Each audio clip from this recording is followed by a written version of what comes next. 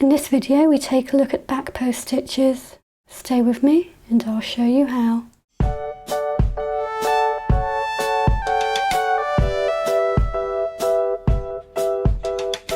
With back post stitches, instead of working into the top of the stitches from the previous row, we work around the post of the stitches so that the post appears at the back, leaving a ridge along the front. This can be done using any stitch, including half double, double or treble crochets. But for this example, I'm going to use double crochets. This is called a treble crochet in UK terminology. So let's get started. We begin by making a turning chain of 2. This doesn't count as a stitch. Normally we would work into the tops of the stitches. But here we're going to work around the posts. I'm going to work around this first post. I'm going to yarn over for a double crochet. I'm going to come around so that my hook is in the front of this stitch. And then between these two stitches, I'm going to move my hook from the front to the back.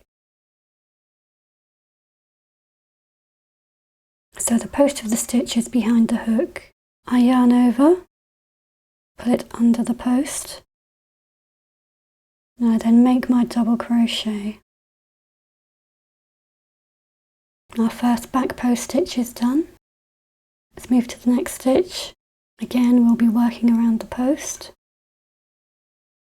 Yarn over for a double crochet.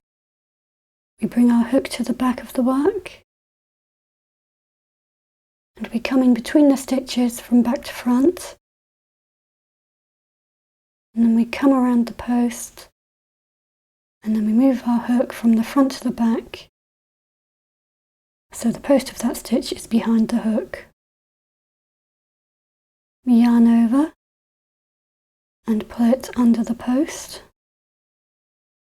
And we complete our double crochet. We yarn over. Bring our hook from the back to the front, around the post, and from the front to the back. We yarn over, pull it through,